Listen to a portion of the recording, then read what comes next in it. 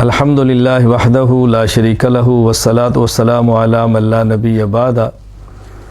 حضرت عبداللہ بن عباس رضی اللہ تعالیٰ عنہما فرماتے ہیں کہ رسول اکرم صلی اللہ علیہ وسلم نے حضرت عبداللہ بن عباس کے والد عباس بن عبد المطلب رضی اللہ تعالیٰ عنہ فرمایا، یا عباس یا عمّا، اے عباس، اے چچا جان، الا اعطیک، میں آپ کو ایک تحفہ دوں، الا امنحک، میں آپ کو ایک ہدیہ نہ دوں، الا احبوک، کیا میں آپ کو ایک بہترین بات نہ بتاؤں، الا افعل بک 10 خصال، کیا میں آپ کو 10 بہترین چیزیں عطا نہ کروں۔ اب اللہ کے نبی صلی اللہ علیہ وسلم فرمانے لگے، اذا انت فعلت ذلک، یہ جو میں آپ کو عمل دینے لگا ہوں، اگر آپ اس عمل کو کر لیں، غفر اللہ لک ذنبک، اللہ تعالیٰ آپ کے گناہ معاف فرما دیں گے۔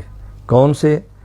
اولہ پہلے، و آخرہ بعد والے، قدیمہ پرانے، و حدیثہ اور نئے، خطا جو بھول کر کیے، و عمدہ جو جان بوجھ کر کیے، صغیرہ جو چھوٹے ہیں، و کبیرہ جو بڑے ہیں، سرہ جو چھپ کر کیے، و علانیتہ جو سب کے سامنے کیے۔ یہ 10 قسم کے گناہ اللہ تعالیٰ آپ کے معاف فرما دیں گے۔ عمل کیا ہے؟ صلاۃ التسبیح۔ اس کا طریقہ کیا ہے؟ یہ جو ابھی میں بتانے لگا ہوں، یہ طریقہ سنن نبی داؤد باب صلاۃ التسبیح کے تحت موجود ہے۔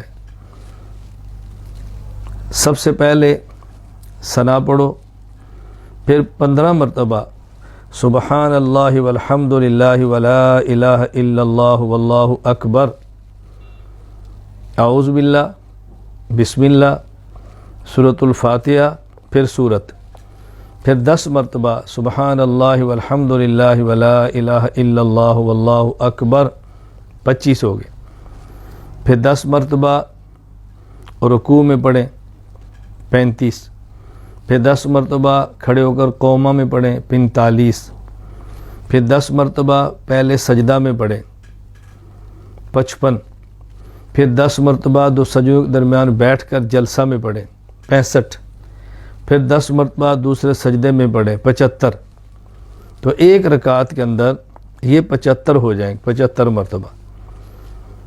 پھر دوسری رکعت میں اسی طرح 75 مرتبہ، پھر تیسری رکعت میں اسی طرح 75 مرتبہ، پھر چوتھی رکعت میں اسی طرح 75 مرتبہ سبحان اللہ والحمد للہ ولا الہ الا اللہ واللہ اکبر، یہ پڑھو۔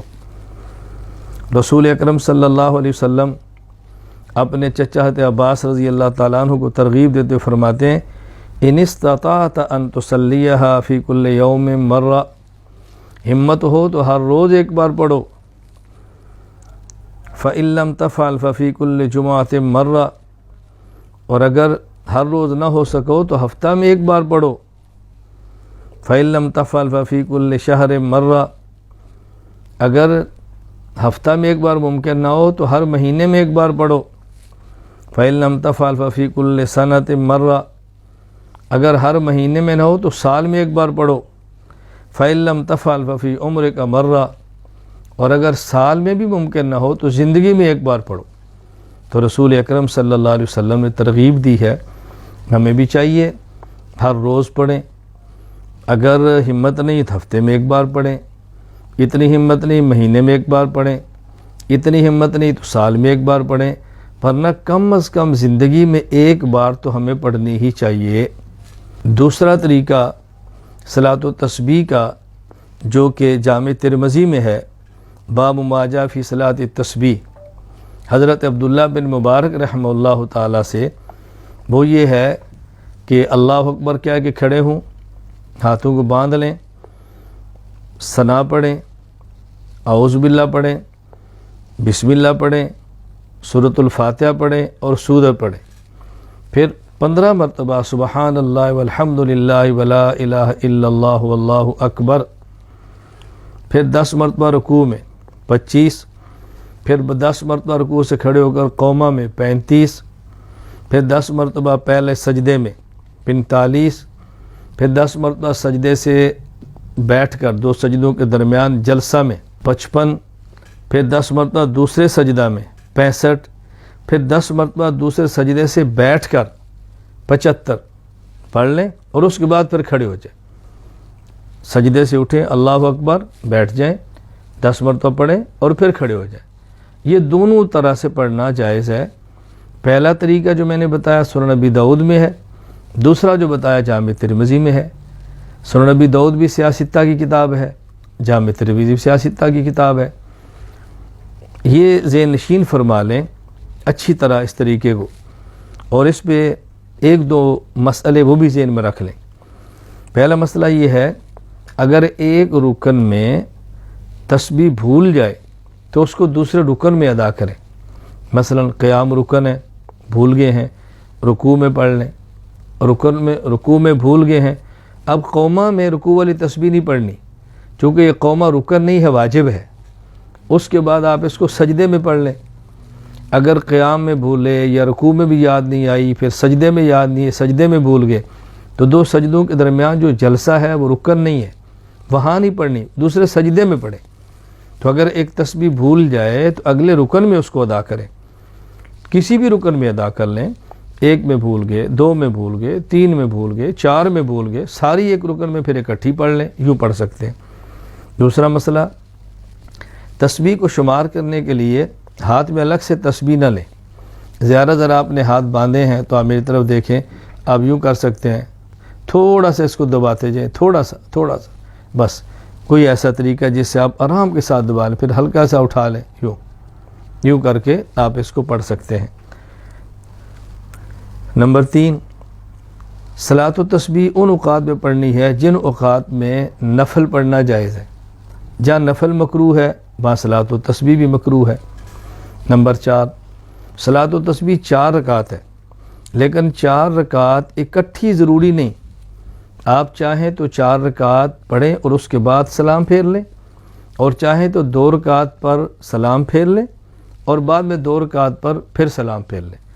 اسے کہتے ہیں کہ 4 رکعت تسبیح ایک سلام کے ساتھ پڑھیں، یا 4 رکعت تسبیح 2 سلاموں کے ساتھ. ایک سلام کا معنی، سلام تو 2 ہی پھیرنے ہیں، لیکن پھیرنے ایک مرتبہ ہے 4 رکعت کے بعد. اور جب ہم کہتے ہیں 4 رکعت 2 سلاموں سے پڑھیں تو اس کا مطلب ہوتا ہے کہ پہلی 2 رکعت اتحیات کے بعد ایک مرتبہ سلام پھیر لیں، پھر 2 رکعت پڑھیں اور 2 رکعت بعد پھر سلام پھیر لیں. دونوں طرح جائز ہے، اس میں وسعت ہے، دونوں طرح گنجائش موجود ہے. بہرحال میں گزارش کروں گا کہ اس کا اہتمام ضرور کریں. حدیث پاک سے ثابت ہے، اعتراض کرنا بےجا ہے، انکار کرنا مومن کی شان کے لائق نہیں ہے. آپ عقلی اشکال بے شک آپ کریں، جی جان بوجھ کر گناہ کیسے معاف ہوتے ہیں، جو اعلانیہ کیا وہ کیسے معاف ہوتے ہیں. اصل میں اس کا جو بنیادی اس میں جو نقطہ ہے نا اس کو ذہن میں رکھ لیں. جو شخص اتنی مشقت سے 4 رکعت پڑھے گا تو آپ کا کیا خیال ہے وہ توبہ نہیں کرے گا؟ وہ دل سے اللہ سے گڑ گڑائے گا نہیں؟ کیوں نہیں گڑ گڑائے گا؟ تو یہ مطلب ہے جب آدمی 4 رکعت صلاۃ و تسبیح پڑھتا ہے تو اللہ اس کے پہلے، بعد والے، پرانے، نئے، بھول کر، جان بوجھ کر، چھوٹے بڑے، چھپ کر، اعلانیہ کی جانے سارے گناہ معاف کرتے ہیں، اس لیے وہ توبہ کرتا ہے. تو یہ گناہ توبہ کے ساتھ ہے. تو عموماً جو آدمی اتنی مشقت سے 4 رکعت پڑھتا ہے وہ توبہ کرتا ہی ہے.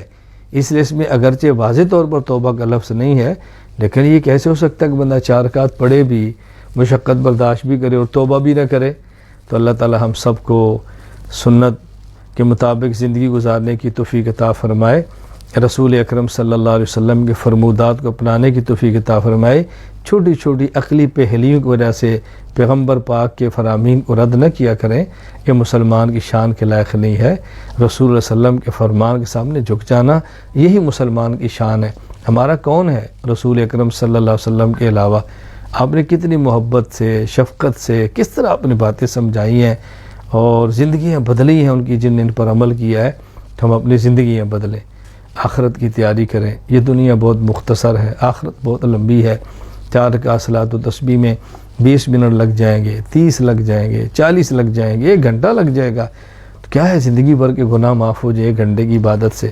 اللہ ہم سب کو سچی توبہ کی توفیق عطا فرمائے. وآخر دعوانا الحمد للہ رب العالمین.